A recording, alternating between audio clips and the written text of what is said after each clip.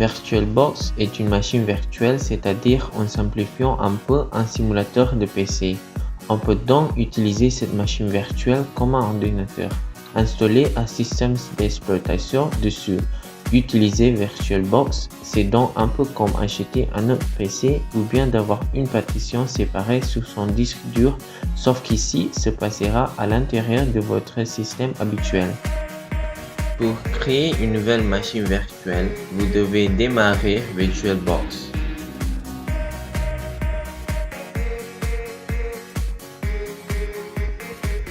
Ce sont les caractéristiques générales d'un VirtualBox. Dans la barre d'utile, cliquez sur le bouton Nouveau. L'assistance de création de machine virtuelle s'affiche dans une nouvelle fenêtre. À l'étape Nom et système d'exploitation, entrez un nom descriptif pour la machine virtuelle dans le champ Nom, puis sélectionnez dans les listes déroulantes le système d'exploitation et la version que vous prévoyez d'installer. Cliquez sur le bouton suivant pour passer d'une étape de l'assistance à l'autre. À l'étape Mémoire, vous pouvez simplement accepter les paramètres par défaut.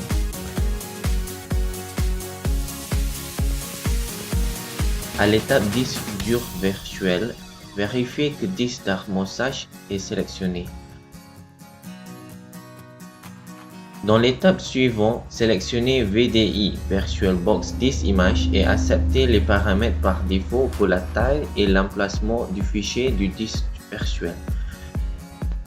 Il vous sera ensuite demandé de choisir la quantité d'espace que vous souhaitez allouer à votre nouveau système d'exploitation.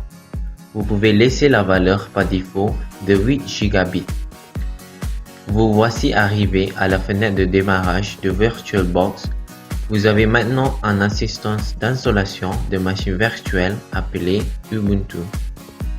Étant donné que vous souhaitez installer un système d'exploitation sur la machine virtuelle, vous devez veiller à ce que la machine puisse accéder aux médias d'installation. Cliquez sur le bouton Paramètres. La fenêtre Paramètres s'affiche. Dans la partie Navigation située à gauche, sélectionnez Stockage.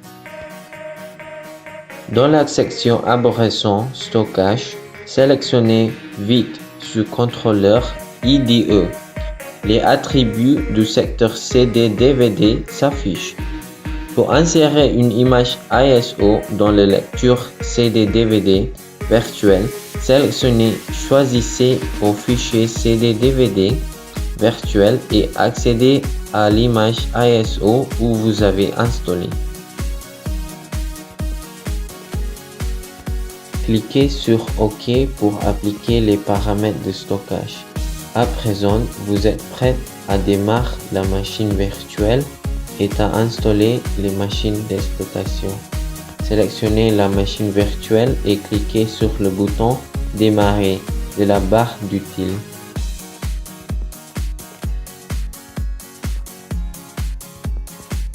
Une nouvelle fenêtre s'affiche, indiquant la machine virtuelle en cours d'installation.